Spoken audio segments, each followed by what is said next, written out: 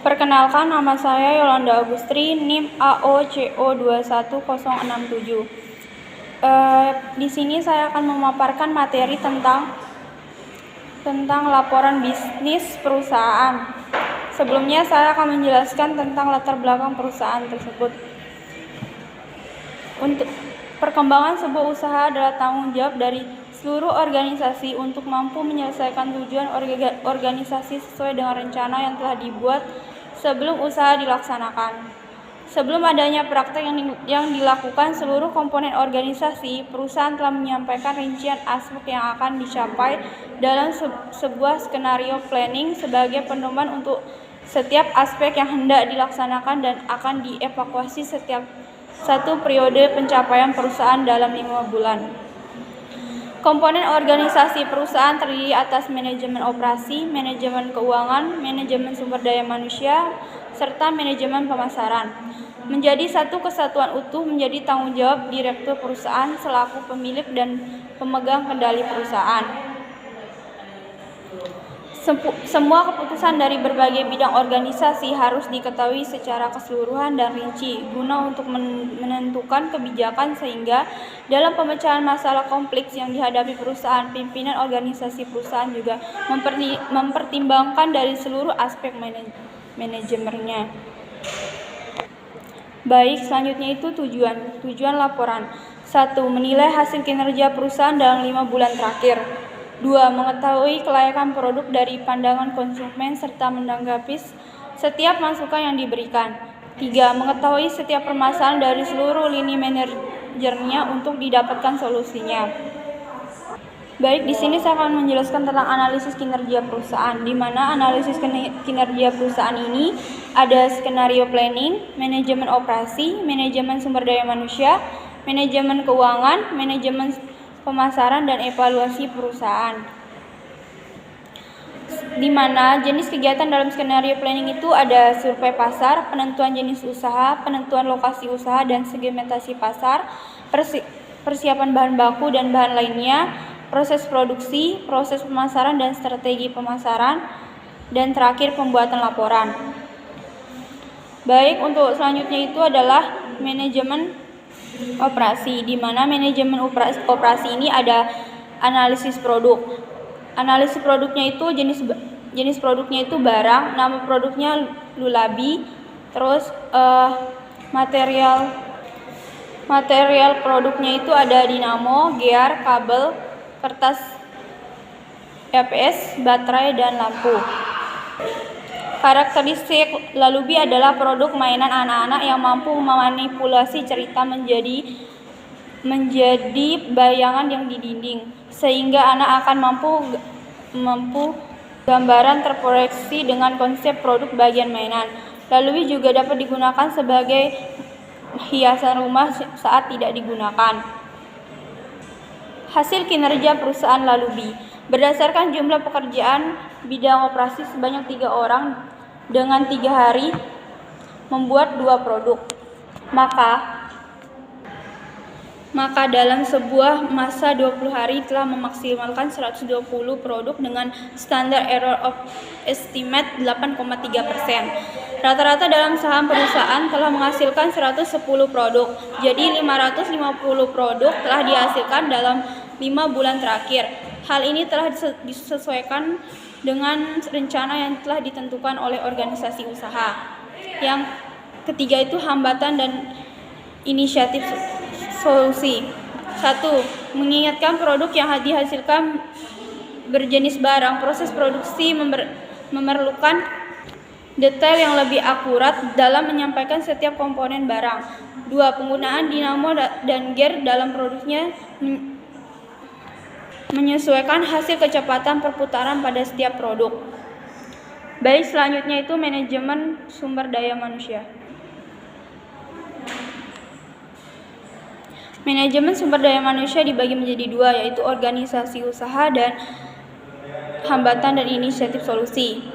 Organisasi usaha terdiri dari pelaku usaha, di mana pelaku usahanya itu ada kepala direktur, namanya Ahmad Habibi, kedua kepala bagian produksi Khairul Anam, yang ketiga ada bagian keuangan ada Adi Suryadi, dan keempat kepala bagian pemasaran ada Akbar Ramadan, dan kelima kepala bagian operasi Muhammad Tadri Abdillah, dan terakhir ada tenaga pelaksanaannya ada Muhammad Saprudin, Muhammad Thoib, dan Abdullah.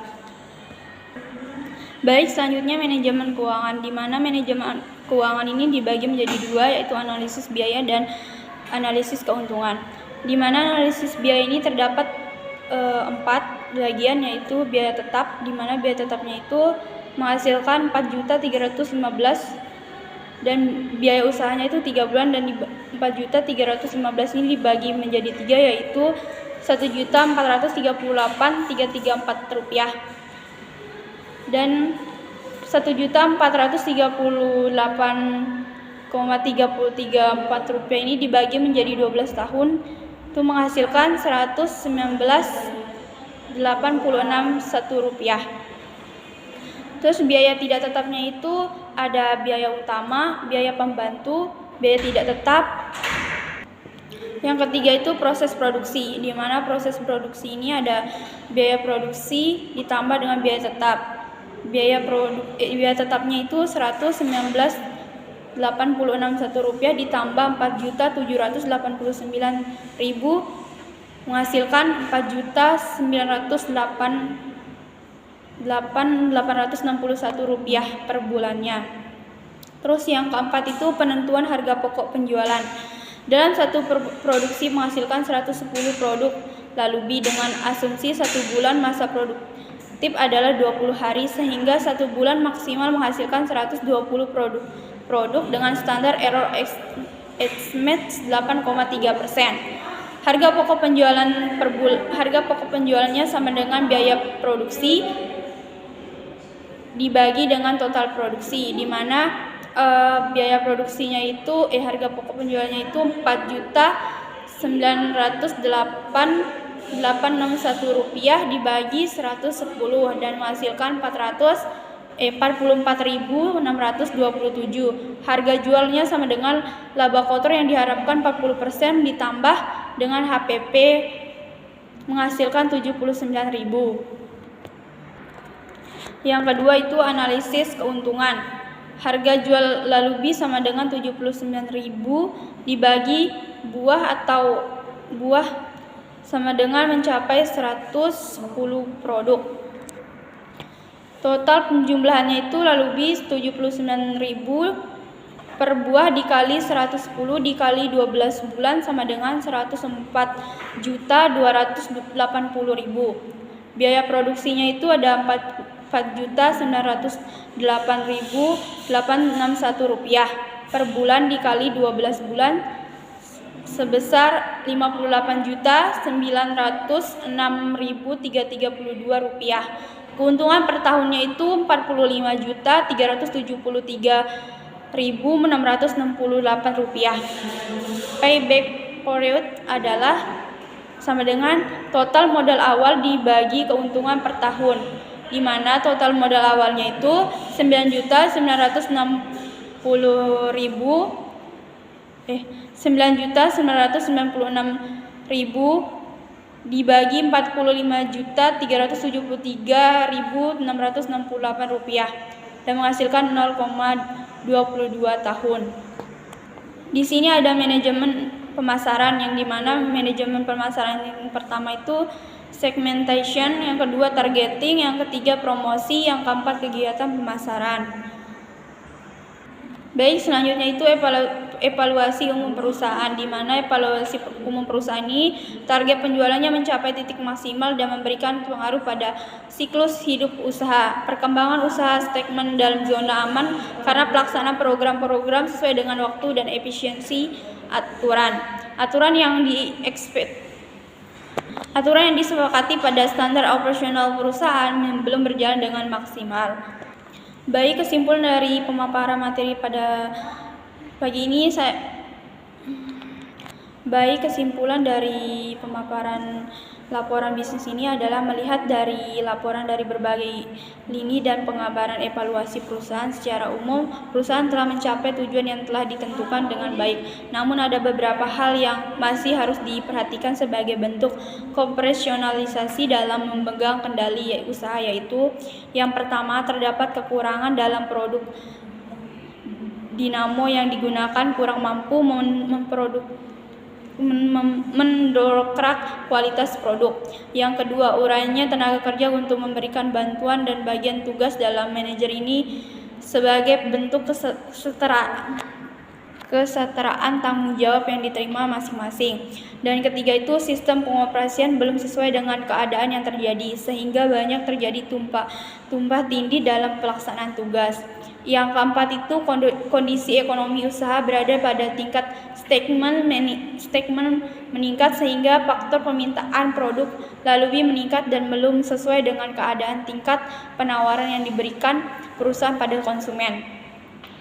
Dan yang terakhir itu ada komunikasi antar tingkat organisasi belum menunjukkan tingkat yang tingkat konsumen, sehingga program-program usaha tidak sesuai dengan jadwal namun tercapainya tujuan. Mungkin cuma ini yang bisa saya sampaikan. Bila ada salah kata yang disengaja maupun tidak disengaja, saya ucapkan terima kasih.